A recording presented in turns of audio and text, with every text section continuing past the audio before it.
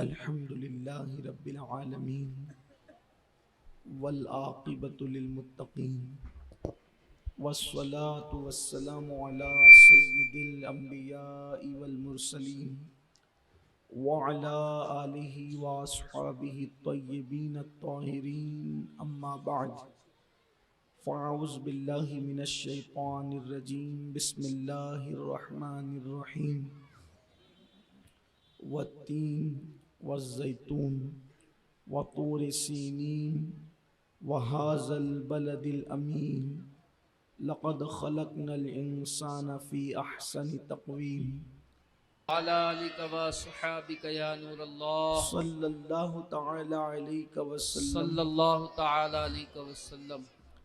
پھر کے گلی گلی تباہ ٹھوکریں سب کی کھائیں کیوں، دل کو جو عقل دے خدا تیری گلی سے جائیں کیوں، رخصت قافلہ کا شور گشت سے ہمیں اٹھائے کیوں، سوتے ہیں ان کے سائے میں کوئی ہمیں جگائے کیوں۔ آج کی یہ محفل مسلم امہ کے نوجوانوں کی ذمہ داریوں کے حوالے سے انعقاد پذیر ہے، اور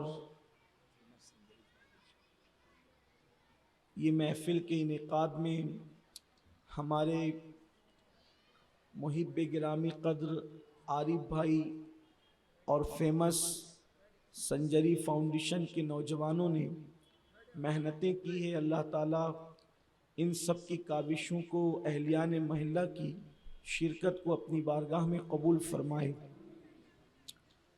چونکہ یہ 8 روزہ تسلسل کے ساتھ ایک محفل ہے اور اس کا عنوان ایک ہی ہے کہ موجودہ دور میں مسلم امہ کے نوجوانوں کی ذمہ داریاں کیا ہیں، اس مناسبت سے کل تمہیدی گفتگو کی گئی تھی کلثوم اشرفی مسجد کے پاس، اور اس میں خاص طور پر مفکر ملت شاعر مشرق علامہ اقبال کے چند اشعار کے حوالے سے یہ بات بتائی گئی تھی کل کی محفل میں کہ اقبال کی فکر میں مسلم نوجوانوں کا تصور کیا ہے۔ تو چونکہ قرآن مقدس میں بھی جوان اور جوانی کی اہمیت بے شمار واقعات ہے جو جوانوں سے متعلق، اور چونکہ یہ بات بتائی گئی کہ جو بوڑھے ہوتے ہیں تو بڑھاپے میں بھی انسان چاہ کر بھی بہت کچھ کر نہیں پاتا، اور بچپنے میں بھی انسان کچھ کرنے کا شعور نہیں رکھتا، لیکن جو جوانی کی عمر ہے وہ انسان کی عمر کا ایک خاص حصہ ہے، ایک اہم حصہ ہے۔ اسی لیے اللہ تبارک و تعالیٰ نے جوانی کو بھی پسند کیا اور جوانی کی عبادت کو بھی پسند کیا، لیکن شیطان یہ چاہتا ہے کہ انسان کی زندگی کا جو اصل سرمایہ ہے جسے جوانی کہتے ہیں، اس جوانی کے اندر شیطان انسان کو اغوا کر لے، اس کی فکر کو اغوا کر لے، اس کے خیالات کو اغوا کر لے، اس کے تخیلات اور تصورات کو اغوا کر کے اس کو اللہ کی راہ سے ہٹا کر اس کو شیطنت کی راہ پر لا کے ڈال دے۔ تو اس لیے انسان کو اپنی جوانی کی اہمیت سمجھ میں آنا چاہیے۔ قرآن مقدس کی یہ آیہ کریمہ اللہ فرماتا ہے لَقَدْ خَلَقْنَا الْإِنسَانَ فِي أَحْسَنِ تَقْوِيمٍ، ہم نے انسان کو اچھی صورت پر پیدا کیا۔ اس سے مراد مفسرین فرماتے ہیں کہ انسان کی جوانی ہے۔ جوانی کو اللہ تعالیٰ نے کتنا پسند کیا، اور جتنے بھی بڑے بڑے کام آپ دیکھیں سب جوانوں نے کیا۔ مثال کے طور پر جب ابراہیم علیہ السلام کو نار نمرود میں ڈالا گیا تھا، اس وقت ابراہیم علیہ السلام بالکل جوان تھے۔ اسماعیل علیہ السلام کی گردن پہ جب چھری رکھی جا رہی تھی، اس وقت اسماعیل علیہ السلام ابھی جوانی کی طرف بڑھ رہے تھے۔ اسی طریقے سے ہجرت کی شب رسول اللہ کے بستر پر جس کو سلایا گیا تھا وہ کوئی بوڑھا نہیں تھا، وہ مولائے کائنات سیدنا علی مرتضیٰ بھی جوان تھے۔ اسی طریقے سے صلاح الدین ایوبی جنہوں نے جو ہے اللہ اکبر بیت المقدس کو فتح کیا، اور ان کی فوج کے وہ سارے لوگ وہ سب کے سب جوان تھے۔ اللہ اللہ اکبر، اندلس کے ساحل پر کشتیاں جلانے والا طارق ابن زیاد جو ہے وہ بھی جوان تھا، فاتح سندھ جو ہے وہ بھی جوان تھا، فاتح بدر و حنین بھی جوان تھے۔ اس لیے میرے آقا علیہ الصلوۃ والتسلیم کے پیارے دیوانوں، بڑھاپے میں انسان کچھ کر نہیں سکتا، بچپنے میں انسان کو شعور نہیں ہوتا، تو جوانی کی بڑی اہمیت ہے۔ تو اقبال نے جو ہے ایک مسلم جوان کا جو تصور دیا ہے، ایک پرندہ ہے جسے پرندوں کا بادشاہ کہتے ہیں، اس کو عقاب کہا جاتا ہے، کچھ لوگ اس کو شاہین کہتے ہیں، کچھ لوگ اس کو انگریزی زبان میں ایگل کہتے ہیں۔ تو اقبال کہتے ہیں کہ مسلم جوان اور ایگل کے اندر اور شاہین کے اندر کوئی فرق نہیں ہے، حالانکہ وہ ایک پرندہ ہے لیکن پرندوں کا بادشاہ ہے، اس کے اندر کچھ صفات ہے۔ کل ان صفات کا ذکر ہم نے کیا تھا لیکن اس کی تشریح بھی کی تھی۔ آج چونکہ کچھ لوگ نئے بھی ہیں، میں کوئی تشریح نہیں کروں گا اس کی، لیکن اس کی کچھ صفات ہے، جیسے جو باز ہے پرندہ جسے ہم باز کہتے ہیں، عقاب شاہین جس کو کہتے ہیں کہ وہ دوسروں کا کیا ہوا شکار نہیں کھاتا، اسی طریقے سے وہ گھونسلوں میں نہیں رہتا، گھونسلوں میں رہنا وہ اپنی توہین سمجھتا ہے۔ اقبال کہتے ہیں کہ پرندوں کی دنیا کا درویش ہوں میں، پرندوں کی دنیا کا درویش ہوں میں، کہ شاہی بناتا نہیں آشیانہ، اللہ اکبر۔ اسی طریقے سے جو ہے جو عقاب کی خصوصیت یہ ہوتی ہے کہ عقاب جو ہے وہ موسم سے کبھی گھبراتا نہیں بلکہ موسم کو وہ انجوائے کرتا ہے۔ اسی طریقے سے کل یہ پیغام دیا گیا کہ دنیا میں بھی موسم بدلتے رہتے ہیں، بدلتے ہوئے موسموں سے کبھی مت گھبرانا، کبھی غموں کے موسم آتے ہیں، کبھی خوشیوں کے موسم آتے ہیں، کبھی آرام کے موسم آتے ہیں، کبھی تکلیفوں کے موسم آتے ہیں، ان موسموں سے گھبرانے کی ضرورت نہیں ہے۔ مسلمان کا توکل اللہ پر رہنا چاہیے۔ یہ کل چند چیزیں پیش کی گئی تھی لیکن آج اس سے لگ کر کے ایک اور بات بتانا چاہتا ہوں۔ عقاب کی خصوصیت اور بھی ہے، شاہین کی خصوصیت اور بھی ہے کہ وہ سارے پرندوں میں سب سے اونچا اڑتا ہے۔ اقبال اپنی قوم کے جوانوں کو پیغام دینا چاہتے ہیں کہ چھوٹی چیز پر کبھی اکتفا مت کرنا، چھوٹی چیز پر کبھی جو ہے وہ ٹھہر مت جانا، بلکہ تمہارا ہدف جو ہے وہ بہت بڑا ہونا چاہیے، تمہارے منصوبے بڑے ہونے چاہیے۔ یاد رکھنا، انسان جو منصوبہ لے کر کے چلتا ہے وہی کامیاب ہوتا ہے، جس کے پاس کوئی زندگی کا منصوبہ نہیں رہتا۔ جانور اور انسان کی زندگی میں فرق ہے، ایک بہت بنیادی فرق یہ ہے کہ جانور کی زندگی کا کوئی منصوبہ نہیں ہوتا اور انسان کی زندگی کا منصوبہ ہوتا ہے۔ اب اگر میری قوم کے جوانوں کے پاس کوئی منصوبہ نہیں ہے، کوئی ہدف نہیں ہے، کوئی ٹارگٹ نہیں ہے، تو اس کا مطلب آپ جانوروں کی زندگی جی رہے ہو۔ ایک متعین کرو اپنی زندگی کا مقصد، آپ کو بننا کیا ہے، آپ کو کرنا کیا ہے۔ میں کہتا ہوں نہیں، دین کے اندر، مذہب کے اندر آپ بہت مرتبے والے نہیں بن سکتے، نہ بنو، لیکن کم سے کم دنیا میں تو کوئی مرتبہ حاصل کر لو، کم سے کم دنیا ہی کے اندر کوئی ترقی کر لو۔ لیکن آج مسلم جوانوں کا کوئی ٹارگٹ نہیں، کوئی ہدف نہیں، دن بھر 8 گھنٹہ ڈیوٹی کریں گے اور اس کے بعد جو وقت ملے گا وہ ہوٹلوں پر آ کر کے ضائع کریں گے، دوستوں کے اندر ضائع کریں گے، پارکوں میں ضائع کریں گے، کھیل کود میں ضائع کریں گے۔ یہ وقت بہت قیمتی سرمایہ ہے، اس کا صحیح استعمال کرو۔ بہت زیادہ باہر رہنے کی بجائے اپنے کام کے اندر اپنا وقت صرف کرو۔ عقاب کی خصوصیت یہ کہ وہ بہت اونچا اڑتا ہے، لیکن بہت اونچا اڑنے کے بعد بھی اس کی نظر اتنی تیز ہوتی ہے کہ وہ اپنے شکار کو اس اونچائی سے دیکھ لیتا ہے۔ اس کی نظر میں اتنی تیزی ہوتی ہے، اتنی اونچائی پر اڑنے کے بعد بھی اس کی نظر زمین پہ ہوتی ہے۔ اقبال اپنی قوم کے جوانوں کو پیغام دینا چاہتے ہیں، اے میری قوم کے جوان، تو چاہے جتنی ترقی کر لے لیکن تو کبھی مغرور مت ہونا، اپنی نگاہوں کو ہمیشہ نیچی رکھنا، اپنے اندر ہمیشہ عاجزی رکھنا، گھمنڈ مت کرنا، تکبر مت کرنا۔ اس کے بعد ایک خاص بات جو اقبال عقاب کے حوالے سے بیان کرتے ہیں، اور عقاب کی صفت کیا ہے، جو کہ عقاب سے تشبیہ دی اپنی قوم کے جوانوں کو، تو عقاب کی ایک بہت خاص بات یہ ہے کہ جب عقاب کی مادہ جب کسی نر کے ساتھ اس کو اپنی زندگی کا پارٹنر بنانے کے لیے کسی عقاب کا، نر عقاب کا انتخاب کرتی ہے تو اور پرندوں کی طرح ایسا نہیں ہو جاتا کہ دو ایک گھونسلے میں جمع ہو گئے اور زندگی گزر گئی، نہیں، بلکہ وہ جو مادہ عقاب ہوتی ہے وہ بہت اوپر، ہزاروں فیٹ اوپر ایک چھوٹا سا کنکر یا چھوٹا سا تنکا لے کر کے جاتی ہے اور پھر وہ وہاں سے اس کو چھوڑتی ہے، اور چھوڑنے کے بعد پھر وہ جو نر عقاب ہوتا ہے اس کو یہ کہا جاتا ہے ان کی اپنی زبان میں کہ اس کو تو نے گرنے سے پہلے پکڑنا ہے۔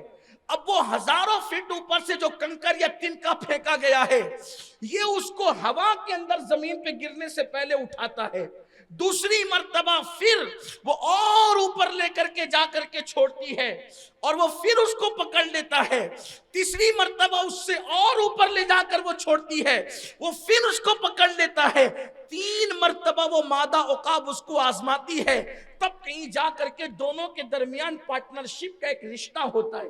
حیرت ہے کہ پرندوں کے اندر اس قدر سینس اللہ نے دیا، اس قدر سوچ اللہ نے دی، وہ اپنا پارٹنر بنانے کے لیے اس کو اتنا آزماتی، اس کے بعد اس کو اپنی زندگی کا پارٹنر بناتی ہے۔ اب اقبال گویا کہ اپنی قوم کو پیغام دے رہے ہیں کہ اگر کسی کو اپنی زندگی کا پارٹنر بناؤ، یعنی دوست کی حیثیت سے، یا کاروبار میں کسی کو شریک کرو، یا پھر کسی کو شوہر کی حیثیت سے عورت تلاش کرے، یا عورت کو کوئی شوہر تلاش کرے، تو صرف سفید چمڑی پر اور میٹھی میٹھی گفتگو پر اکتفا مت کر لینا، بلکہ اگر تم کسی کو دوست کی حیثیت سے ڈھونڈنے نکلو تو اس کے چہرے کا رنگ روپ مت دیکھو، اس کے اندر صلاحیت دیکھو۔ اس کی وجہ یہ ہے رنگ گورا ہے، سفید چمڑی ہے، لیکن آوارہ ہے تو وہ بھی آپ کو آوارہ بنا دے گا، وہ مجرم ہے تو آپ کو مجرم بنا دے گا، وہ برا ہے تو آپ کو برا بنا دے گا۔ یاد رکھیے لوگوں کے رنگ پر نظر مت رکھیے، لوگوں کی کوالٹی پر نظر رکھیے، لوگوں کے چہروں پہ نظر مت رکھیے، لوگوں کے کردار پہ نظر رکھیے۔ اللہ اکبر۔ تو اس لیے دوست اچھے تلاش کیجئے۔ اللہ اکبر۔ آج دوستوں کا معیار کیا ہو گیا؟ اگر کوئی مالدار ہوتا ہے تو اس سے دوستی کی جاتی ہے، غریبوں سے دوستی نہیں کی جاتی۔ یاد رکھنا مالدار ہے لیکن کیریکٹر کا صحیح نہیں ہے، مالدار ہے مگر اخلاق کا صحیح نہیں ہے، مالدار ہے مگر عقیدے کا صحیح نہیں ہے، تو ہوگا کیا؟ اللہ کے رسول صلی اللہ علیہ وآلہ وسلم فرماتے ہیں انسان اپنے دوست کے دین پر ہوتا ہے، اس لیے دوست صحیح تلاش کرو، صحبت والے صحیح تلاش کرو۔ اللہ اکبر۔ آج پورے ہندوستان میں نہیں بلکہ پوری دنیا کے اندر اگر 90% نوجوان اگر بگڑ رہے ہیں تو اس میں سب سے بڑا رول ان کے دوستوں کا ہے۔ آپ پکچر دیکھنے والے دوستوں کے ساتھ رہیں گے وہ آپ کو فلم کا عادی بنا دیں گے، آپ شراب پینے والے دوستوں کے ساتھ رہیں گے وہ آپ کو نشے کا عادی بنا دیں گے، وہ آپ جوا کھیلنے والے دوستوں کے ساتھ رہیں گے وہ آپ کو جوے کا عادی بنا دیں گے، آپ گنڈے اور دادا لوگوں کے ساتھ رہو گے وہ آپ کو گنڈا گردی سکھا دیں گے۔ یاد رکھو دوستوں کا انتخاب اچھا کرو۔ اللہ سے پوچھے، اس کے رسول سے پوچھے کیسے دوستوں کا انتخاب کرے، تو قرآن کہتا ہے یا ایھا الذین آمنوا اتقوا اللہ وکونوا مع الصادقین، اے ایمان والو اللہ سے ڈرو اور سچوں کے ساتھ ہو جاؤ۔ تمہارا دوست سچا ہونا چاہیے، جب وہ گفتگو کرے تو سچی گفتگو کرے، وہ زبان کا بھی سچا ہو، وہ عقیدے کا بھی سچا ہو، وہ مذہب کا بھی سچا ہو۔ 3 چیزیں اس میں دیکھو، اس کی زبان سچی، اس کا عقیدہ سچا، اس کا مذہب سچا۔ اگر یہ 3 باتیں اس کے اندر ہیں موجود تو تم اس سے دوستی کر لو، ورنہ اس سے دوستی نہ کرنا، اس لیے کہ انسان اپنے دوست کے دین پر ہوتا ہے۔ اس کی نحوستیں تمہارے اندر پیدا ہوگی، اس کا غرور تمہارے اندر پیدا ہوگا، اس کا گھمنڈ تمہارے اندر پیدا ہوگا، اس کی برائیاں تمہارے اندر پیدا ہوگی، اور اس کے بعد جو خاص طور پر ماں باپ اور سرپرستوں کی ذمہ داری ہے، اپنا بچہ کہاں بیٹھ رہا ہے، کس کے ساتھ بیٹھ رہا ہے۔ کچھ لوگ تو اتنے گھمنڈی ہوتے ہیں اولاد کے حوالے سے، کہتے ہیں کہ میرے بیٹے پہ کسی کا اثر نہیں ہو سکتا، ہماری اولاد پر کسی کا اثر، وہ شرابیوں کے ساتھ بیٹھے، وہ گنڈے لوگوں کے ساتھ بیٹھے، وہ دادا لوگوں کے ساتھ بیٹھے، بھائی گیری کرنے والوں کے ساتھ بیٹھے، ہمارے بچوں پہ کسی کا اثر نہیں ہوگا۔ میں پوچھتا ہوں کیا تمہاری تربیت نبی کی تربیت سے بڑی ہے؟ کیا تمہاری تربیت نبی کی تربیت سے اہم ہے؟ کیا تم نے قرآن میں نہیں پڑھا کہ اللہ کے پیغمبر اور معمولی پیغمبر نہیں، اولو العزم پیغمبر حضرت سیدنا نوح علیہ السلام کا بیٹا کافروں کی صحبت میں جا کر بیٹھتا تھا، ان کی صحبت میں رہتے رہتے وہ بھی کافر ہو گیا۔ آپ مجھے بتائیں، جب نبی کا بیٹا بری صحبت کی وجہ سے بگڑ سکتا ہے تو کیا تمہارے اور ہمارے بچے نہیں بگڑ سکتے؟ آج یہ ہمارے نوجوانوں کے اندر جو لاؤبالی پن ہے، آج ہمارے نوجوانوں کے اندر جو گندگی ہے، جو کردار کی گندگی ہے، یہ غلط دوستوں کی صحبت کی وجہ سے ہے۔ میں اپنی ماں اور بہنوں کو سے بھی عرض کرنا چاہتا ہوں اور آپ سے بھی عرض کرنا چاہتا ہوں، اے اللہ تبارک و تعالیٰ نے اگر آپ کو اولاد عطا کی ہے تو اپنی اولاد کو صحیح صحبت میں رکھو، بلکہ پوری کوشش کرو کہ اپنی اولاد کو اپنا دوست بنا کر کے رکھو، اولاد سے خود دوستی کرو تاکہ اچھی بری باتیں وہ آپ سے شیئر کر سکے۔ بڑی معذرت کے ساتھ آج ہماری اولاد، ایک جملہ میں لوگوں سے کہتا ہوں تو لوگوں کو برا لگتا ہے کہ پہلے جس کے ماں باپ مر جاتے تھے وہ بچے یتیم ہو جاتے تھے، پہلے جس کے ماں باپ مرتے تھے وہ بچے یتیم ہوتے تھے، آج ماں باپ ہونے کے بعد بھی بچے یتیم ہیں۔ آپ کہیں گے ماں باپ ہونے کے بعد بچے یتیم کیسے ہیں؟ یتیم کون؟ نہ جس کو ماں کا پیار ملے نہ باپ کا پیار ملے۔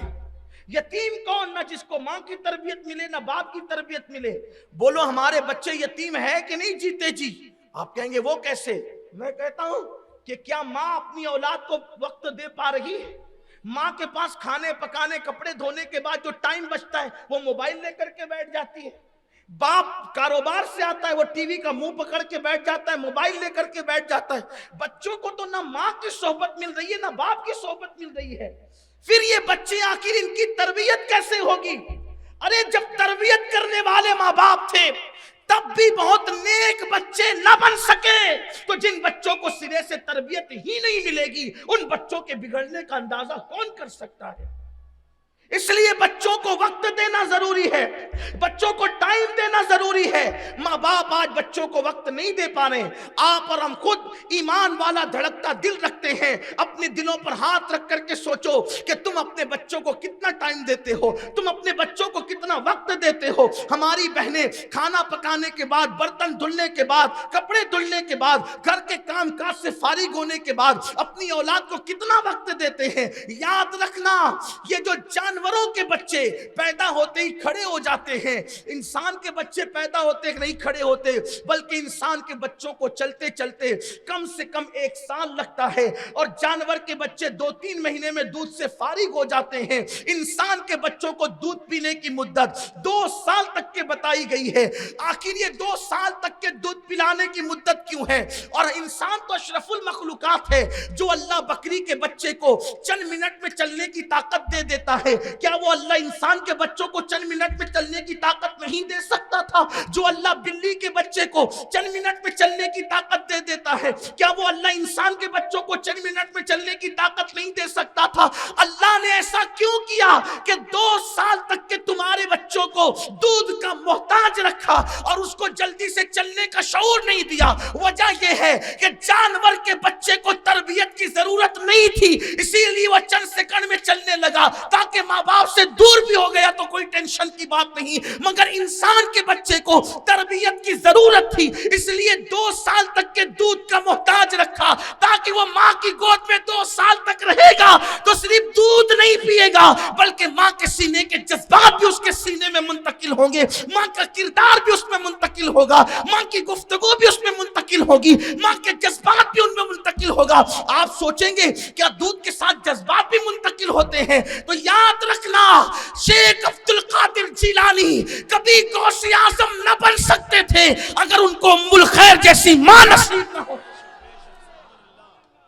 غوث اعظم کی ماں کتنی متقی تھی، آپ کو نہیں پتا۔ 11ویں شریف کا مہینہ چل رہا ہے، جب رشتہ لے کر کے غوث پاک کے والد شیخ ابو صالح موسیٰ جنگی دوست ان کے سسر اور غوث پاک کے نانا کے پاس پہنچے، اور جب رشتہ طے ہو رہا تھا تو رشتے کے طے کرتے وقت گفتگو کیا ہوئی؟ جو جانتے ہیں وہ جانتے ہیں جو نہیں جانتے وہ سن لیں. رشتہ طے کرتے وقت ہمارے یہاں بات کیا ہوتی ہے؟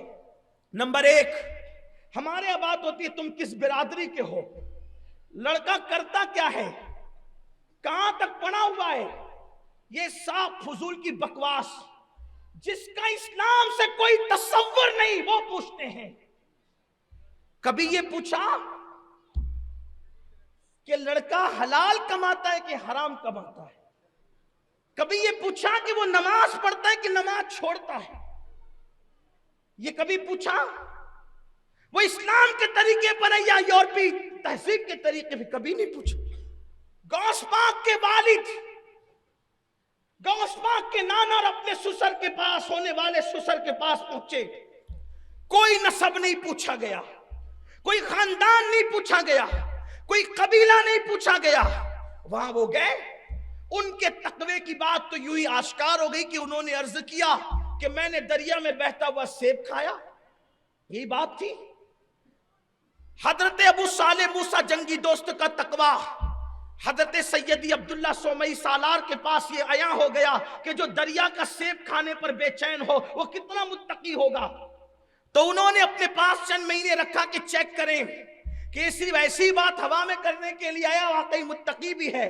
اس لیے کہ کسی کا تقوی ایک دن میں پتہ نہیں چلتا، اس کو کئی دن تک اپنے پاس رکھیں گے تبھی تو پتہ چلے گا.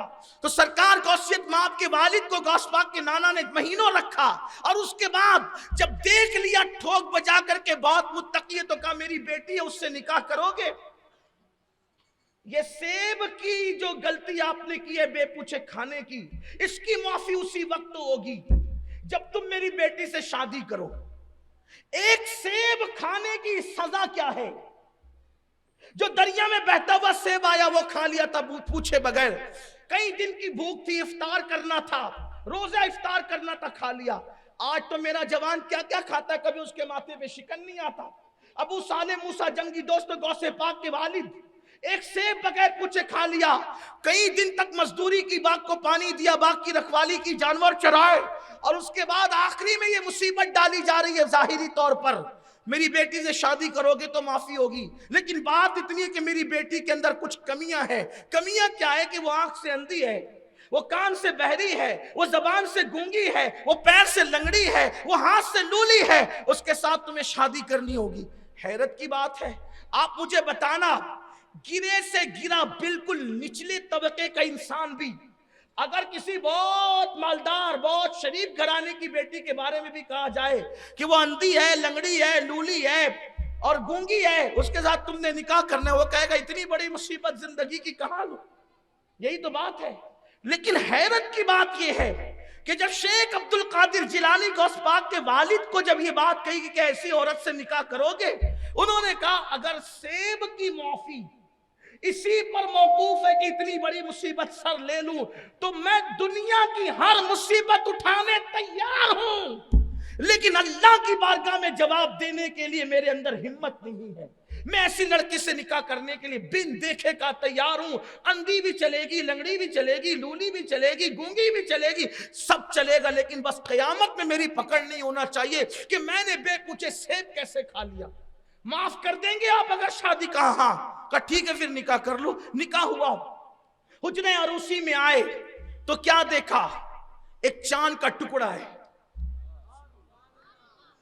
ایسا لگا جیسے چاند اتر آیا ہے زمین پر، اس لیے کہ وہ کوئی معمولی خاندان کی عورت نہ تھی، وہ رسول اللہ کے خاندان کی عورت تھی، حضور کے گھرانے کی بیٹی تھی. ان کا سلسلہ نسب امام حسین سے جا کر کے ملتا تھا. حسن تھا، جمال تھا. کوئی دوسرا جوان ہوتا تو اس کی کیفیت کیا ہوتی؟ لیکن غوث پاک کے والد چاند سا ٹکڑا حجرے میں دیکھ کر کے مصلی بچھا کر نماز شروع کر دی. ایسا لگتا ہے جیسے لڑکی غلطی سے بدل گئی.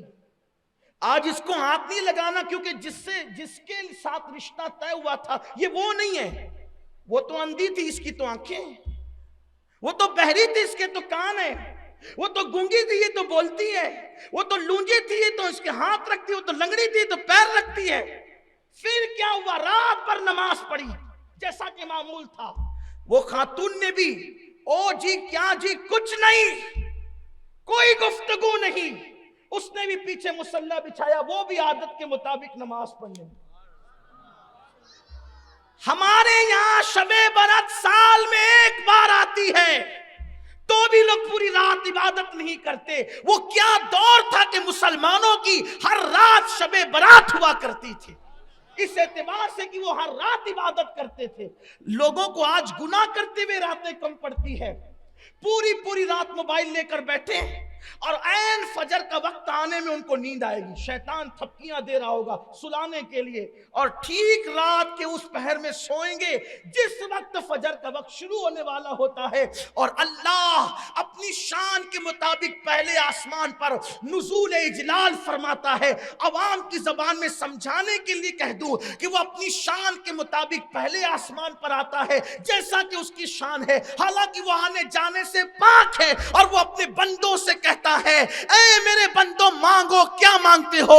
جو مانگو گے تمہیں عطا کروں گا۔ روزی مانگنے والے روزی مانگو، خوشی مانگنے والے خوشی مانگو، تنگ دستی سے نجات مانگنے والے تنگ دستی سے نجات مانگو، اولاد مانگنے والے اولاد مانگو۔ ہر رات کے آخری حصے میں اللہ کی رحمتیں پہلے آسمان پر متوجہ ہو کر تمہارے دروازے دل پہ دستک دے رہی ہوتی ہے، اور تم عیاشیاں کر کے عین اسی وقت میں سو رہے ہوتے ہو۔ مسلمانوں کو زندگی میں کبھی تعویذ کی ضرورت نہ پڑے اگر مسلمان رات کے آخری حصے میں اللہ سے مانگنا سیکھ جائے۔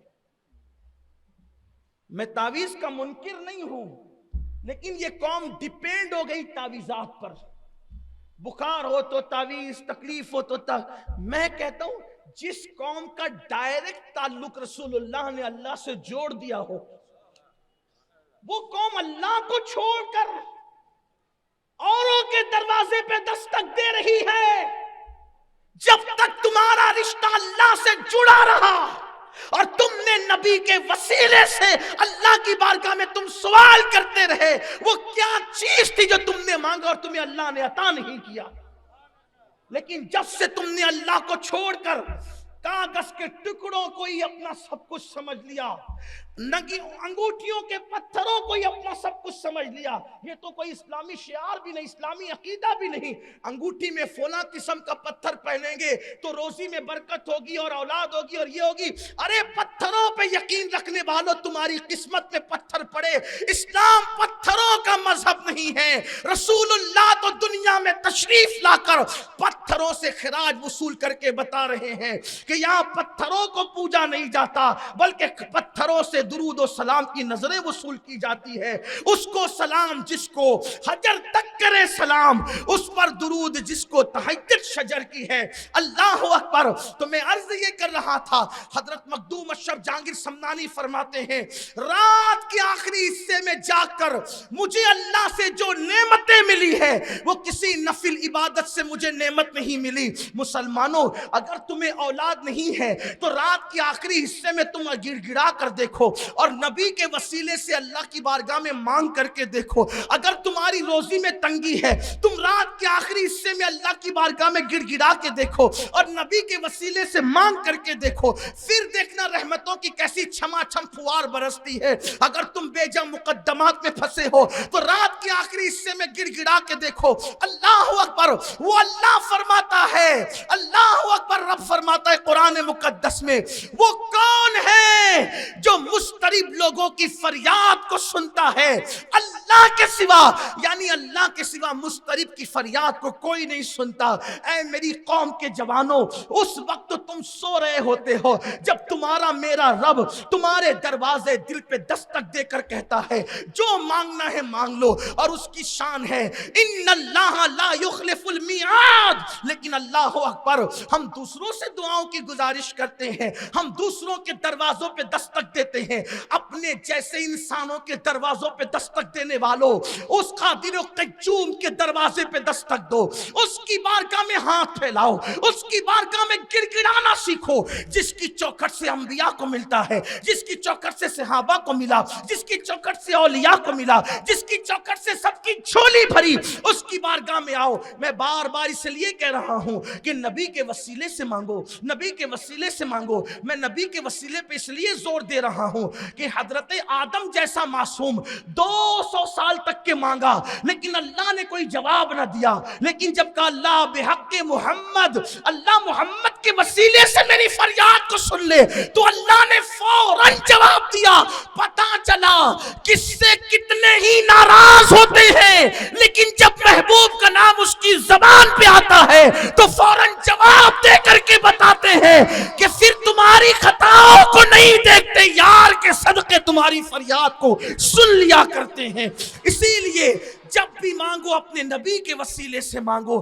آپ کو حیرت ہوگی, آپ کو جب آدم نے اللہ کے نبی کا سید الانبیاء کا نام لیا تو اللہ نے کہا تمہیں کیسے پتا چلا کہ محمد میرے محبوب ہے؟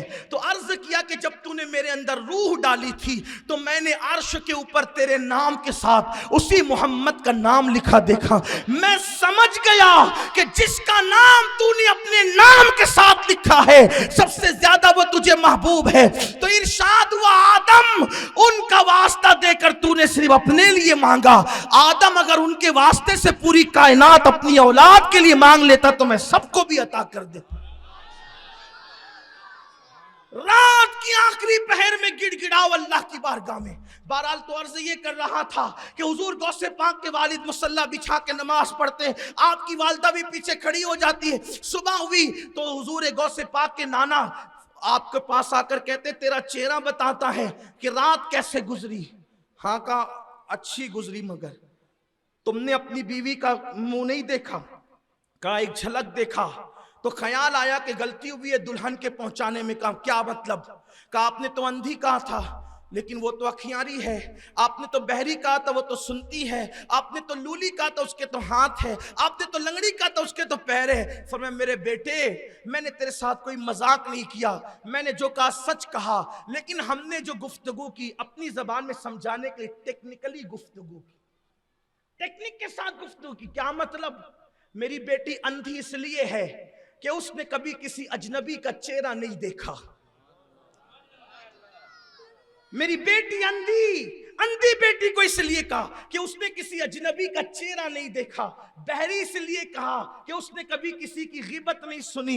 گونگی اس لیے کہا کہ اس نے کبھی اپنی زبان سے جھوٹ نہیں بولا. اور لولی اس لیے کہا کہ اس نے اپنے ہاتھ سے کبھی ظلم نہیں کیا. لنگڑی اس لیے کہا کہ اس نے کبھی باپ کا آنگن نانگ کر کے باہر کی دنیا کو نہیں دیکھا, وہ باہر چل کر نہیں گئی. وہ تیری ہی بیوی ہے, جو میں نے کہا تھا وہ سچ ہے, جو تو نے دیکھا وہ بھی سچ ہے. اب آپ مجھے بتائیں مسلمانوں کی بیٹیاں کیسی ہوتی تھی کہ ان کی عمر کا حصہ 40 سال کی عمر کو پہنچ جاتی تھی, لیکن کبھی وہ بیٹی کسی اجنبی مرد کا چہرہ نہیں دیکھتی تھی. اور آج کی بیٹیوں کو کیا ہو گیا؟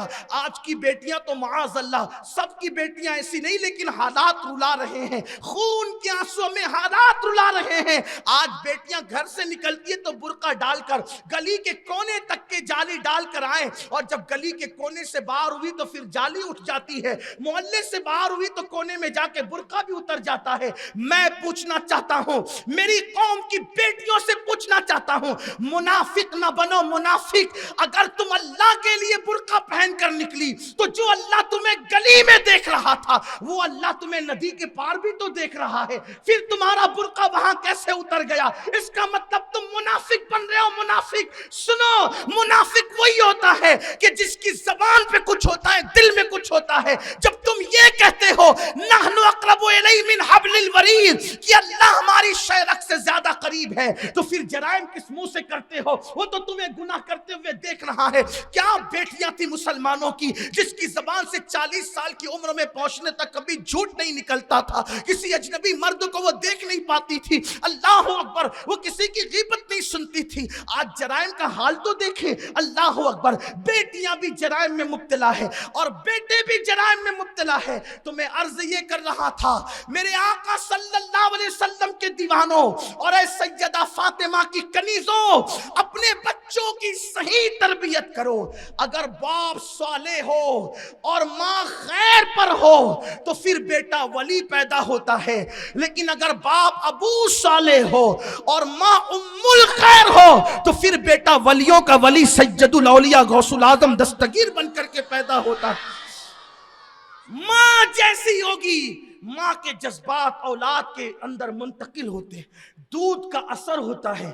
تو یہ جو بچوں کو اللہ نے 2 سال تک کے گود میں پڑا رہنے دیا, ان کو کھڑا نہیں ہونے دیا, وجہ یہ ہے تاکہ دودھ بھی پلائے اور ماں تربیت بھی کرے. لیکن افسوس وہ ماں کیا تربیت کرے گی جس کو خود غسل کا طریقہ نہیں پتا. وہ ماں کیا تربیت کرے گی؟ اللہ اکبر, جو ماں کو خود نماز پڑھنا نہیں آتی. اللہ اکبر. اسی لیے میں نے ابھی ایک بات جو کہی نا کہ عقاب کی مادہ اس کے ہونے والے نر کا کیسا امتحان لیتی ہے. گویا کہ وہ بالوں پر نہیں دیکھتی بلکہ کوالٹی دیکھتی ہے. اور آج سب کی نظر کس پر ہے؟ سفید چمڑی کی طرف. کوئی داماد ڈھونڈ رہا ہے وہ بھی گوری چمڑی والا, اور کوئی بہو ڈھونڈ رہا ہے وہ بھی گوری چمڑی والی. یاد رکھنا, خوبصورت ماں خوبصورت بیٹے کو جنم دے یہ ضروری نہیں. خوبصورت ماں خوبصورت بیٹے کو جنم دے یہ ضروری نہیں ہے, لیکن نیک اور پاک دامن ماں ہمیشہ نیک اولاد کو جنم دیتی ہے. خوبصورت باپ خوبصورت بیٹے کو جنم دے یہ ضروری نہیں ہے, لیکن جو باپ نیک ہوگا اس کی اولاد بھی نیک ہوگی. اس لیے میری گزارش ہے, اتنے بڑی تعداد میں میرے جو نوجوان کھڑے ہیں, اتنے بڑی تعداد میں جو بیٹھے ہوئے ہیں, آگے پیچھے دائیں بائیں خواتین بھی ہے, میری ایک گزارش ہے تھوڑا سا مزاج بدلو. ہم نے کیا کیا؟ شادی کرنا ہے تو انگریزوں کے طریقے پر, رشتہ ڈھونڈنا ہے تو انگریزوں کے طریقے پر, گھر میں رہنا ہے تو انگریزوں کے طریقے پہ. انگریز دل و دماغ پر کتنا چھا گئے تمہارے کہ تم کوئی کام انہی کے طریقے پہ کر رہے ہو. تم رسول اللہ کے طریقے پہ کیوں نہیں کرتے؟ تمہاری سوچ کیوں بدل گئی؟ فکر کیوں بدل گئی؟ اللہ اکبر. انگریزوں کے یہاں گوری چمڑی کی بڑی اہمیت ہے تو تمہارے یہاں بھی تو گوری چمڑی کی اہمیت ہو گئی. یاد رکھیے, گوری چمڑیوں کی کوئی حیثیت نہیں ہے. سفید چمڑیاں نہ دیکھو بلکہ چہرے نہ دیکھو, کردار دیکھو, کردار. کوالٹی دیکھو, کوالٹی. اس لیے کہ اللہ اکبر, کبھی کبھی تو رنگ ایک بچے کے بعد بھی جل جاتا ہے, کبھی کوئی بیماری آتی ہے صورت بگڑ جاتی ہے. کوئی جو جوانی میں جیسا نظر آتا ہے, یہ جوانی میں جیسی نظر آتی ہے ویسے بڑھاپے میں نظر آنا ضروری نہیں, 40 سال کے بعد ویسے نظر آنا ضروری نہیں. اس لیے سفید چمڑی پر توجہ دینے کی بجائے کردار اور کیریکٹر پر توجہ دو. اس لیے کہ گوری چمڑی والا شوہر آپ کے ساتھ وفا کرے اس کی کوئی گارنٹی نہیں, لیکن جس کا کردار اچھا ہوگا وہ آپ کے ساتھ وفا ضرور کرے گا. اس لیے ہر جوان خوبصورت بیوی ڈھونڈ رہا ہے, ہر خوبصورت لڑکی خوبصورت شوہر ڈھونڈ رہی ہے. ہوتا کیا ہے؟ انٹرنیٹ پہ بیٹھ کے رشتے طے ہو رہے ہیں, موبائل پہ رشتے طے ہو رہے ہیں. کیا دیکھ کر؟ صورت دیکھ کر, ٹی شرٹ دیکھ کر, جنس دیکھ کر, چہرے کا وجود دیکھ کر, جسم کا موٹاپا اور ڈنڈ دیکھ کر یہ رشتے طے ہو رہے ہیں. یہ بھی کوئی رشتے طے کرنے کی چیز ہے؟ اسلام تو کہتا ہے کردار دیکھو, کیریکٹر دیکھو. اللہ کے رسول علیہ السلام اللہ اکبر کس طرح کردار کی بات کرتے ہیں, کس طرح کیریکٹر کی بات کرتے ہیں.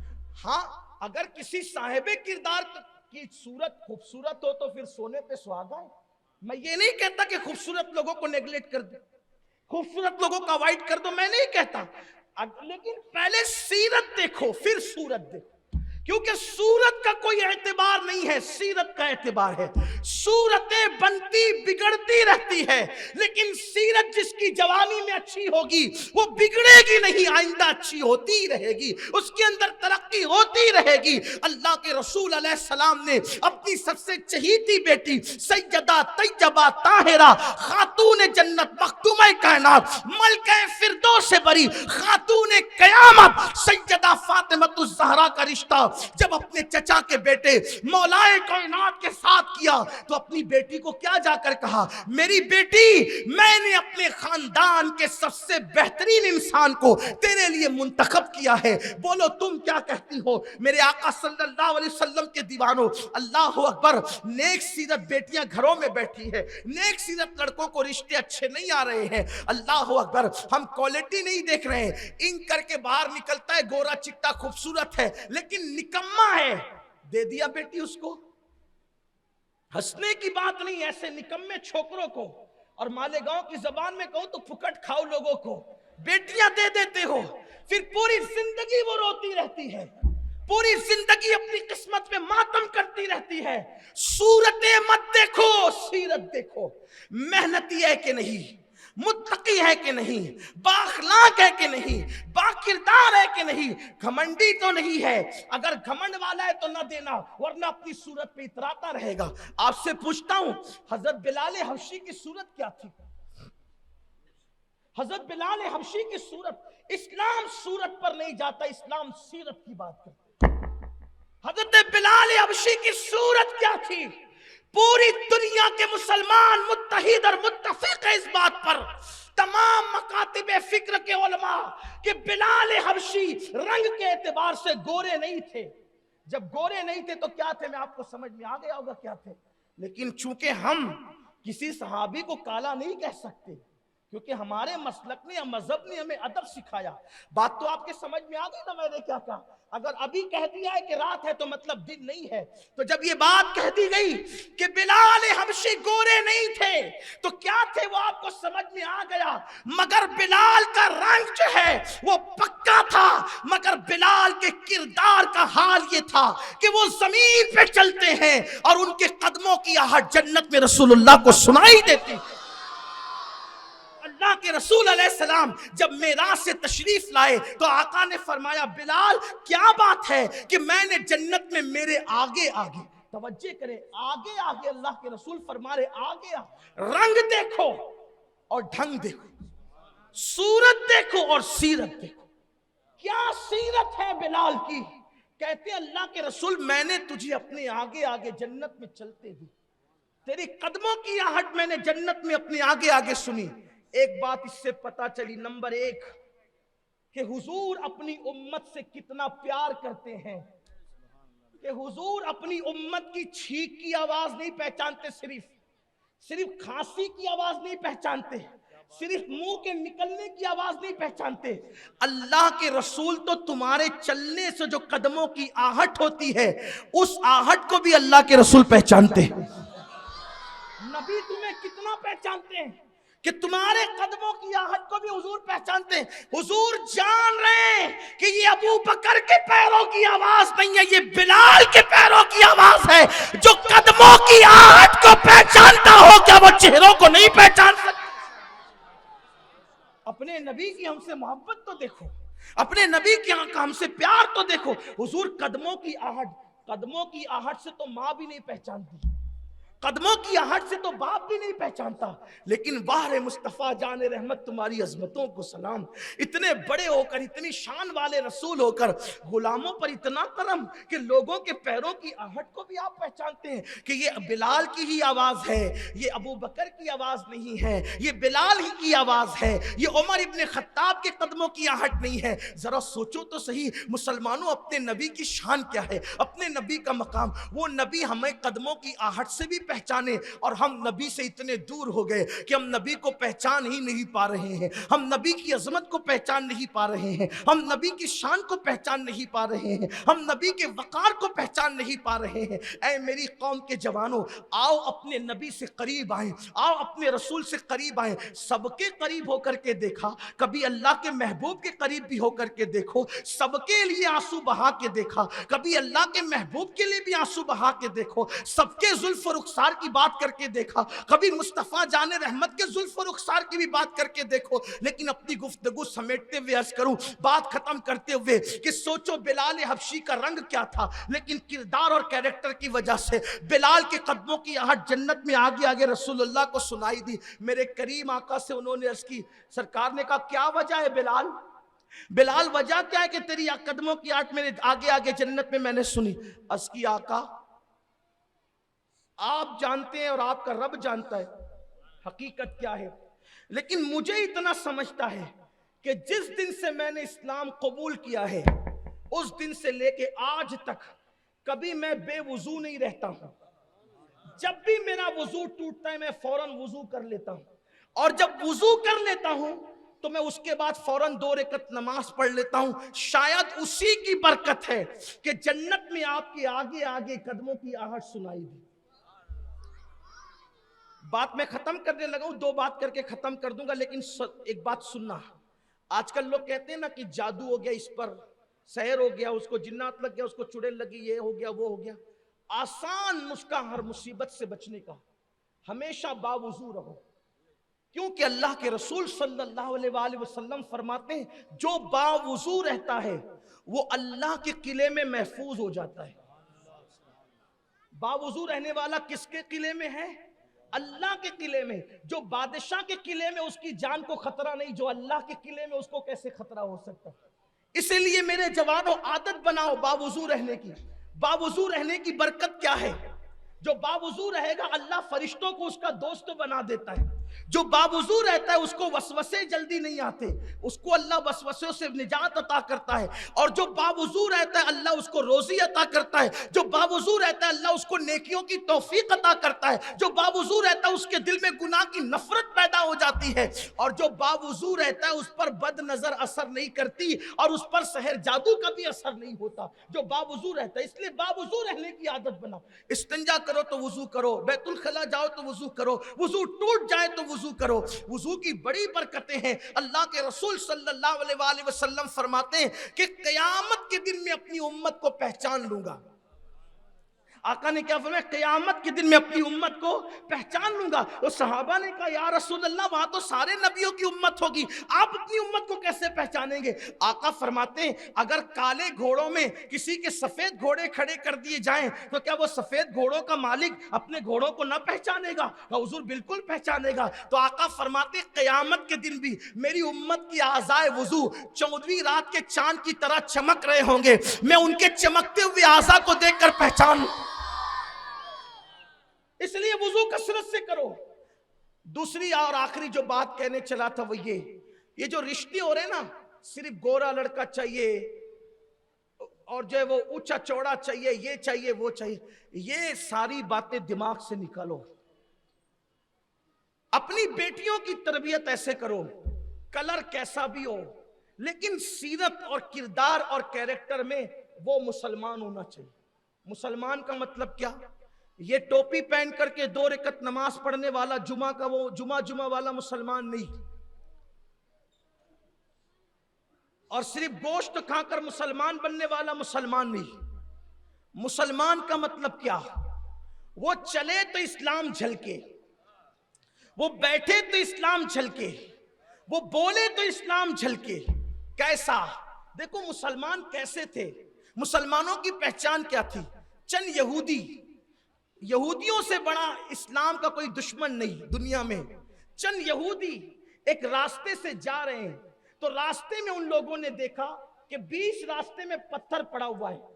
یہودیوں نے دیکھا کہ بیچ راستے میں پتھر پڑا ہوا ہے تو آپس میں بات کرنے لگے شاید اس راستے سے کوئی مسلمان نہیں گزرا ہوگا، شاید اس راستے سے کوئی مسلمان نہیں گزرا ہوگا، کیونکہ اگر کوئی مسلمان اس راستے سے گزرتا تو وہ مسلمان راستے میں پتھر کو پڑا رہنے نہیں دیتا، ہٹا دیتا، کیونکہ ان کے نبی کا فرمان ہے جو راستے سے تکلیف دینے والی چیز کو ہٹا دے تو وہ ایمان کی شاخوں میں سے ایک شاخ پر عمل کر رہا ہے۔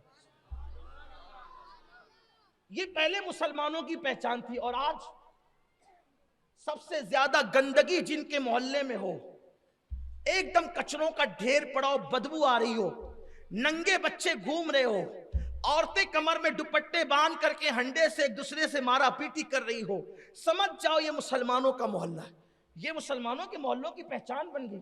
اور اتنا اتی کرمن ہو کہ اگر ٹرک گزرنے کی جگہ ہو تو رکشہ بھی گزر نہ سکے، ایسی جگہ ہو، سمجھ جاؤ مسلمانوں کا محلہ ہے۔ کیا تماشا بنا رکھا ہے، لوگ مسلمانوں کے محلے دیکھ کر مسلمان ہوتے تھے، اور آج اگر کوئی مسلمان ہونا چاہتا ہو اور مسلمان کو دیکھ لے تو اس کا ارادہ بدل جائے کہ بھئی مجھے نہیں ہونا ہے۔ یہ صورتحال ہے، بدل گئے، دین سے دور ہو گئے۔ آؤ اپنے دین کی طرف، اپنے مذہب کی طرف۔ جو آخری بات عرض کرنے چلا تھا، ایک بات رشتوں کے حوالے سے، کہ اپنے رشتے جو طے کرو نا، رشتے بیٹیوں کے اور بیٹوں کے، صورت مت دیکھو، سیرت دیکھو، سیرت دیکھو۔ سیرت بڑھتی رہے گی، صورت گھٹتی رہے گی۔ میں نے اپنے بچپنے میں کئی خوبصورت لوگوں کو دیکھا تھا، آج ان کے چہرے دیکھنے کے قابل بھی نہیں، چہروں پہ جھریاں پڑ گئی ہے ایسا، اور کل ہم لوگوں کے چہروں پہ بھی جھریاں پڑ جائے، کیونکہ قرآن کہتا ہے لَقَدْ خَلَقْنَا الْإِنسَانَ فِي أَحْسَنِ تَقْوِيمٍ، ہم نے انسان کو خوبصورت بنایا، ثُمَّ رَدَدْنَاهُ أَسْفَلَ سَافِلِينَ، اور پھر اس کو بڑھاپے کے گڑھے میں ڈھکیل دیا۔ ان بوڑھوں سے جا کر کے پوچھو نا جن کو بڑھاپا آ گیا، ان بوڑھوں سے جا کر پوچھو جن کو بڑھاپا آ گیا، کسی کے گھٹنے میں درد، کسی کی کمر میں درد، کسی کے پیر میں درد، کھانستے کھانستے پوری رات گزر جاتی ہے۔ جو اپنی راتوں کو آوارگی اور عیاشیوں میں گزارتے تھے، آج وہ راتوں کو موت مانگ رہے، چادروں کے اندر چھپ چھپ کر رو رہے ہیں۔ پوتے کو آواز دیتے تو پوتا بولتا ہے دادا بعد میں آتا ہوں، بیٹے کو آواز لگاتے تو بیٹا بولتا ہے ابا بس تم کو یہی پڑی رہتی ہے۔ بولو ایسے دردناک بڑھاپے سے لوگ گزر رہے کہ نہیں گزر رہے؟ میری قوم کے جوانوں، جاتے جاتے یہ میرے دل کا درد میں تمہارے دل پہ منتقل کر کے جانا چاہتا ہوں، سن لو۔ اگر جوانی میں آوارگی کرو گے، جوانی میں عیاشیاں کرو گے، جوانی میں اللہ کی نافرمانی کرو گے، جوانی میں خدا کی قدرت کو چیلنج کرو گے، جوانی میں نہ اللہ رب العزت کی نافرمانی کر کے اللہ کے عذاب کو چیلنج کرو گے، تو اللہ بڑھاپے کے اندر وہ دردناک عمر دے گا کہ موت مانگو گے تو موت بھی نہیں آئے گی، عزت جائے گی، بستروں میں چھپ چھپ کر کے رو گے۔ اس وقت عبادت کرنا چاہو گے تو عبادت کی توفیق بھی نصیب نہ ہوگی۔ لوگ سوچ رہے ہوں گے یہ بڈھا جلدی مرتا بھی نہیں۔ یہ صورتحال سب کے ساتھ پیدا ہوتی ہے، اس لیے جوانی میں آوارگی نہ کرو، جوانی میں عیاشی نہ کرو۔ جوانی چلے جانے کے لیے ہے اور بڑھاپا کبھی نہیں جانے کے لیے ہے۔ اس لیے اگر آج تم کتا گولی کھا کر نشہ کر رہے ہو تو ذرا اس کے انجام پر بھی نظر کرنا۔ آج جوانی کے اندر پانی میں آگ لگاؤ گے تو ایک دن یہ جوانی ضرور ڈھل جائے گی۔ اگر جوانی کے اندر تم زنا کے اڈوں کو آباد کر رہے ہو، مستی مذاق میں ڈوبے ہوئے ہو تو یہ جوانی چلی جائے گی۔ جوانی بہت مختصر وقت کے لیے آتی ہے، جوانی بہت شارٹ ٹائم کے لیے آتی ہے، یہ جوانی جائے گی۔ 16 سال سے جوانی شروع ہوتی ہے اور 40 سال پر یہ ختم ہونے لگتی ہے۔ اللہ اکبر، اتنے مختصر وقت کے لیے جوانی آتی ہے، اس میں آوارگی نہ کرو خدا کے لیے۔ مگر وہ جوان جو اپنی جوانی کو اللہ کی عبادت میں گزارے، وہ جوان جو اپنی جوانی کو پاک دامنی میں گزارے، وہ جوان جو اپنی جوانی کو نشے سے بچتے ہوئے گزارے، وہ جوان جو اپنی جوانی کو ظلم سے بچتے ہوئے گزارے۔ یعنی آج کل کے چھوکرے 16 17 سال کے کتا گولی، شراب، دادا گیری، گنڈا گردی، ایک دوسرے کو مار پیٹ، بکری پر جھگڑا ہوتا ہے اور کسی کا قتل ہو جا رہا ہے مالیگاؤں۔ کیا ہو گیا؟ بکریوں سے زیادہ کیا انسان کی جان قیمتی نہیں ہے؟ میری قوم کے وہ لڑکے اگر یہ سمجھتے کہ میں اپنی جوانی کی قوت کی بنیاد پہ اس کو دباؤں گا، اس کو دباؤں گا، اس کو قتل کروں گا، تو سن لو، جس نے ایک انسان کو قتل کیا گویا اس نے پوری انسانیت کو قتل کیا۔ آپ قتل کو سمجھتے کیا ہے؟ کعبۃ اللہ کو اگر شہید کیا جائے، معاذ اللہ ثم معاذ اللہ، کعبۃ اللہ کی حرمت سے کھلواڑ کیا جائے تو اللہ اتنا ناراض نہیں ہوتا جتنا کسی مسلمان کے قتل سے اللہ ناراض ہوتا ہے۔ لوگوں نے مسلمانوں کی ایک انسان کی جان کو بہت ہلکا سمجھ لیا اور جوانی کے نشے میں اتنے ڈوب گئے کہ چھوٹی چھوٹی باتوں پہ تلواریں چل رہی ہیں. میں تلوار چلانے والے لڑکوں سے کہتا ہوں ایک دن تم کو بھی بڑھاپا آئے گا, تم بھی جوانی سے ایک دن چھٹکارا لوگے, اور جوانی تمہاری مرضی سے نہیں جائے گی, جوانی آتی بھی اللہ کی مرضی سے اور جاتی بھی اللہ کی مرضی سے ہے. ہم نے بڑے بڑے دادا لوگوں کو دیکھا کہ بڑھاپے کے اندر ان کو کوئی پوچھتا بھی نہیں, گھر کے اندر ذلیل ہو کر کے بیٹھے. میں نے دیکھا ایسے لوگوں سے میری ملاقات ہوئی, میرا ہاتھ پکڑ کر نام لے سکتا تھا, لیکن غیبت کرنے نہیں بیٹا, آپ کی اصلاح کرنے بیٹھا ہوں. نام لوں گا تو غیبت ہوگی. میں کسی مسلمان کی عزت سے کھلواڑ کرنے نہیں آیا, اصلاح معاشرہ کے نام پہ میں کسی کی عزت اچھالنے نہیں آیا. مجھے تو آپ کو نصیحت کرنا ہے صرف. ایک بہت بڑے ہمارے شہر کے دادا بڑھاپے میں جب وہ بیمار تھے, میں ان سے ملنے گیا.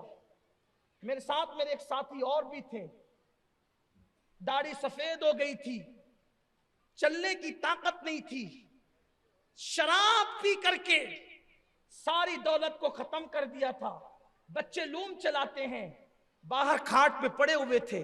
میں گیا, میرا ہاتھ پکڑ کے رونے لگے اور کہا اتنی دعا کر دو کہ اللہ مجھے معاف کر دے.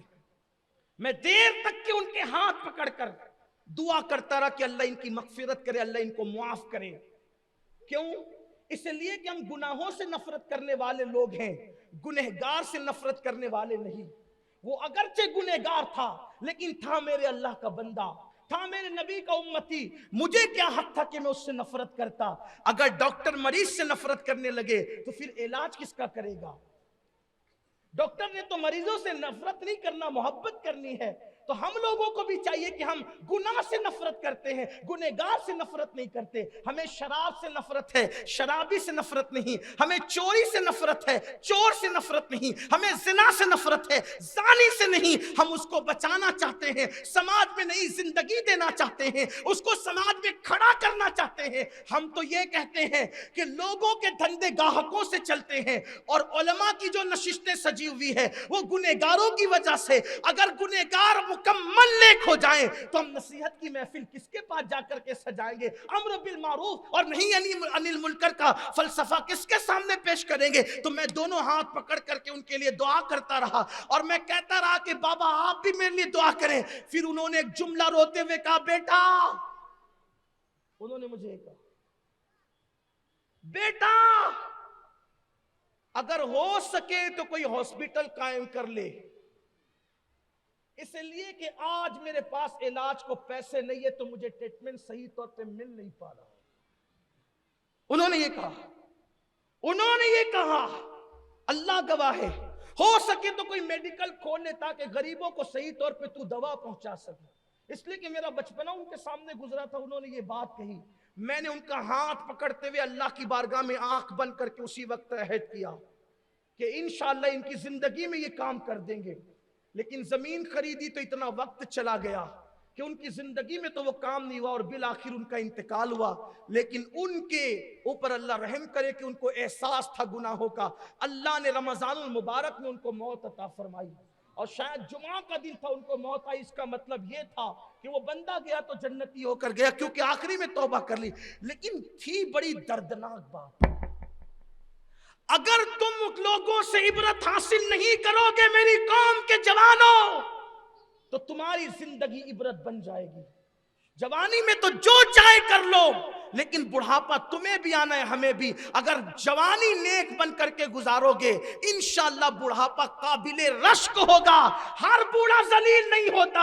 جو جوانی میں نیک عمل کرتے ہیں دنیا بڑھاپے میں بھی ان کو عزت کے ساتھ پکارتی ہے, ان کی عزت گھر میں بھی ہوتی ہے, ان کی عزت باہر بھی ہوتی ہے. اس لیے میں اپنے تمام جوانوں سے کہنا چاہتا ہوں, بہت دور چلے گئے اللہ کی بارگاہ سے, بہت دور چلے گئے رسول اللہ کی بارگاہ سے. میری قوم کے جوانوں, آؤ اپنے دین کی طرف آؤ, اپنے مذہب کی طرف آؤ, اپنے گناہوں سے اللہ کی بارگاہ میں توبہ کرو, اور سچی توبہ کرو, اور اپنی زندگی کو بدل دو, اپنی زندگی میں انقلاب انقلاب پیدا کر دو اور ایک نیک انسان بن کر کے اپنی زندگی گزارو. کبھی یہ مت سوچنا کہ میں تو بہت گناہ کر چکا, میں تو بہت جرائم کر چکا, اب میں کیسے توبہ کروں.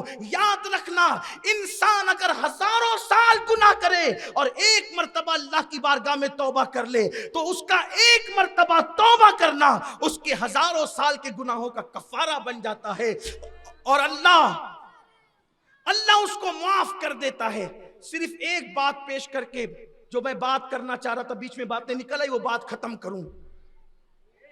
اگر کوئی انسان اللہ کی طرف پلٹنا چاہے, اس کو کچھ کرنے کی ضرورت نہیں ہے, صرف اس کو شرمندہ ہونے کی ضرورت ہے, اس کو توبہ کرنے کی ضرورت ہے, اس کو اللہ کی بارگاہ میں معافی مانگنے کی ضرورت ہے, بس اس کو زیادہ کچھ نہیں کرنا. اس لیے کہ میرا اللہ اپنے بندوں سے 70 ماؤں سے زیادہ پیار کرتا ہے. اگر کسی کی 70 مائیں ہو بفرض محال ہو نہیں سکتی, تو 70 مائیں مل کر ایک بچے کو کتنا پیار دے گی, اس سے کروڑوں درجہ زیادہ اللہ اپنے بندوں سے پیار کرتا ہے. ہم نے سب کے پیار پہ توجہ دی, رب کے پیار پہ توجہ نہیں دی. دیکھو کتنا پیار کرتا ہے, کتنا پیار کرتا ہے. ایک مرتبہ ایک شخص جس نے 40 سال تک, کتنے سال تک, 40 سال تک اللہ کا نام تک نہیں لیا, اتنا غافل تھا اللہ سے کہ اللہ بھی اس نے نہیں کہا, 40 سال تک گناہ ہی کرتا رہا. جب اللہ تعالیٰ کسی کو سدھارنا چاہتا ہے نا, تو اس کو تھوڑی سی کچھ سزا اس پہ ڈالتا ہے, مصیبت ڈالتا ہے. یہ مصیبتیں کبھی کبھی کسی کو سدھارنے کا ذریعہ بن جائے, تکلیفیں کسی کو سدھارنے کا. لیکن میری قوم کا حال یہ کہ کورونا جیسی وبا بھی ہمیں سدھار نہیں سکی. یعنی کتنے قوم کے دل سخت ہو گئے, سدھرنے کو کوئی تیار ہی نہیں, کوئی پلٹنے کو تیار نہیں. اللہ ماشاءاللہ. تو جلدی بات مکمل کروں. 40 سال تک اللہ کا نام نہیں لیا, اللہ تعالیٰ کو اس پہ ناراضگی ہوئی, اللہ نے بارش روک دی. بارش رکی تو سب پریشان ہوئے. اتفاق سے وہ دور تھا حضرت موسیٰ علیہ السلام کا, دور موسیٰ تھا. حضرت موسیٰ علیہ السلام کے پاس لوگ آئے اور آنے کے بعد کہنے لگے اللہ کے کلیم دعا کر دے کہ اللہ بارش برسا دے. اللہ کے کلیم نے کہا پوری پبلک جمع کرو, لوگوں کو جمع کرو, ہم شہر کے کنارے جائیں گے اور وہاں جا کر اللہ سے دعا کریں گے. 70,000 کا مجمع اکٹھا ہو گیا. اللہ کے نبی بلاتے ہیں, اللہ کے نبی بلاتے ہیں, اللہ کے نبی بلاتے ہیں. 70,000 کا مجمع اکٹھا ہوا. اللہ کے نبی نے ہاتھ اٹھائے, مولا یہ سب تیری مخلوق پریشان ہے, بارش نہیں ہو رہی, مولا برسا دے. اللہ نے فرمایا موسیٰ تیری دعا تو قبول ہے, لیکن اس مجمع میں 70,000 کے مجمع میں ایک شخص ایسا ہے جس سے میں بہت ناراض ہوں, اور اسی کی وجہ سے میں نے بارش بند کر دی. تو اس کو باہر نکال دے, میں برسا دوں گا. اس کو نکال. عرض کی مولا اتنی بڑی پبلک ہے, اتنے زیادہ لوگ ہیں, میں اس کو کیسے پہچانوں گا, کیسے نکالوں. اللہ نے فرمایا تو آواز لگا, تو کہنا کہ نکل جا وہ شخص جس نے 40 سال سے اللہ کا نام تک نہیں لیا, اللہ اس سے ناراض ہے, اسی کی وجہ سے بارش روک دی, نکل باہر نکل. وہ نکلے گا, ہم برسائیں گے. یہ بھی اللہ کا پیار ہے. اللہ جانتا ہے ہونا کیا ہے, عالم الغیب ہے, اسے پتا ہے. اللہ عالم الغیب ہوتا ہے اور نبی عالم غیب ہوتا ہے. ہاں, اللہ کسی کے بتائے بغیر غیب جانتا ہے اور نبی اللہ کی عطا سے غیب جانتے ہیں. ایسا ہوتا ہے. بہرحال تو نبی نے ارشاد فرمایا, اے وہ شخص جس نے 40 سال تک اللہ کا نام بھی نہیں لیا, اللہ اس سے ناراض ہے, اسی کی وجہ سے بارش رکی, باہر نکل. تھا بڑا ہوشیار, بڑا ہوشیار تھا. ادھر دیکھا ادھر دیکھا تو سب ایک دوسرے کو دیکھ رہے تھے کون نکلتا ہے. اس لیے کہ جو مجرم ہوتا ہے اس کو پتا ہوتا ہے نا کہ میں مجرم ہوں. ادھر ادھر دیکھا, وہی 70,000 کا مجمع, اگر میں نکلا تو یہ مجھے مار ڈالیں گے کہ تیری وجہ سے بارش رکی تھی. تو اس نے کیا کیا, چپکے اپنا منہ چھپایا, اور منہ چھپا کر اللہ سے عرض کی مولا اگر تو مجھے ذلیل کر دے اس مجمع میں تو تیرا بننا کیا ہے. تو تو بے نیاز ہے نا, تیرا کوئی فائدہ تو نہیں ہوگا اگر تو مجھے ذلیل کر دے, اور اگر تو مجھے معاف کر دے تو تیرا بگڑنا کیا ہے, تیرا نقصان کیا.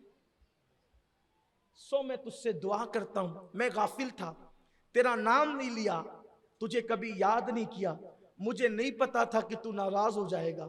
اے بے نیاز مولا, مجھے آج ذلیل ہونے سے بچا لے، اس 70,000 کے مجمع میں اگر باہر نکلا تو یہ مجھے مار ڈالیں گے، مولا مجھے معاف کر دے، میری عزت پہ بنائی میں ذلیل ہو جاؤں گا، میرے اللہ مجھے معاف کر دے۔ اور چونکہ عزت پہ بنائی تھی تو ایک دم دل کی گہرائی سے اس نے معافی مانگی، کیونکہ جب آدمی پہ بن آتی ہے نا جان پر، عزت پر، تو پھر ایک دم اندر سے نکلتی ہے۔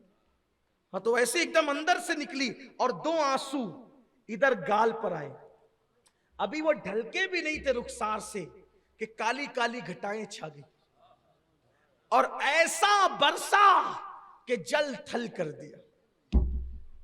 حضرت موسیٰ نے عرض کیا مولا ہمیں تو کہا تھا کہ وہ نکلیں گے تو برسائیں گے، کوئی نکلا بھی نہیں۔ ارشاد ہوا موسیٰ جس کی وجہ سے روکا تھا اسی کے صدقے میں برسایا ہے۔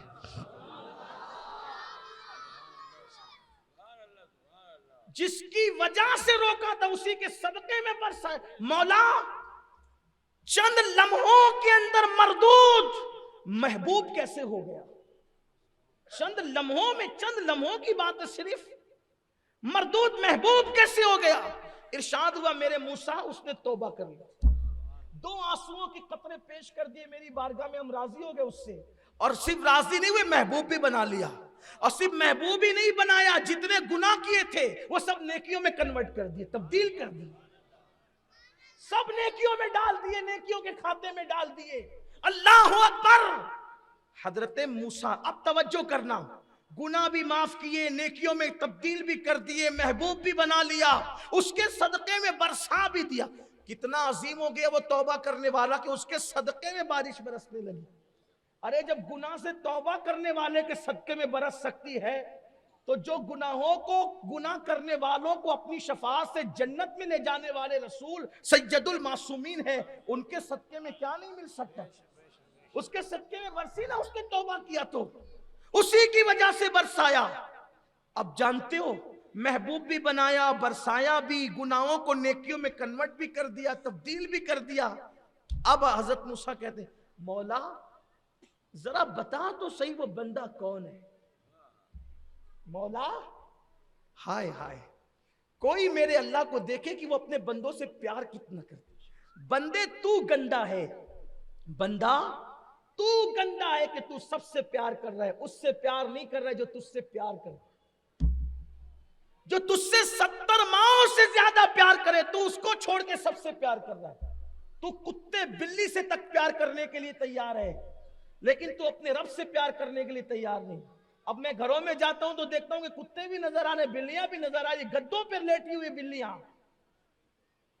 انسان کتے بلی سے دل لگا رہا ہے، اللہ رسول سے دل لگانے کو تیار نہیں۔ کتنا گندا یہ بندہ، گندگی کی انتہا ہو گئی۔ جس دل میں اللہ رسول ہونا چاہیے تھا اس دل میں کتے بلی کا پیار آ گیا۔ سوچو تو صحیح کہاں ہو؟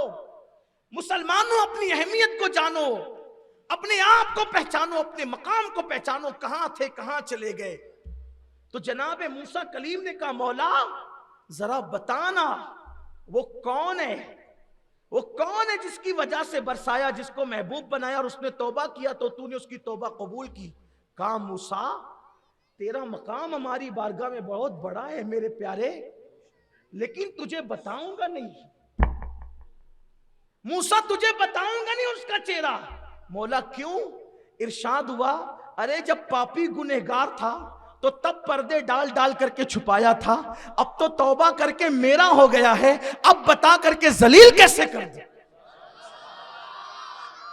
یہ اس کا پیار ہے، یہ اس کا پیار ہے بندوں کے لیے۔ آؤ نا ہم بھی سچے دل سے توبہ کریں۔ آج تک نماز چھوٹی تھی، توبہ کرو نمازی بنو۔ آج سے پہلے کبھی نشہ کیا تھا، توبہ کرو نشے سے باز آ جاؤ۔ آج سے پہلے کسی سے پہ ظلم کیا تھا، توبہ کرو ظلم سے باز آ جاؤ۔ آج سے پہلے کی چوری کی تھی، توبہ کرو چوری سے باز آ جاؤ، سارے جرائم سے بچو۔ اللہ ہم سب کو توفیق عطا فرمائے۔ گفتگو کے درمیان اگر کوئی غلطی ہو تو اللہ اپنے حبیب صلی اللہ علیہ وآلہ وسلم کے صدقہ و طفیل معاف فرمائے۔ وما علینا الا البلاغ۔ السلام علیکم ورحمۃ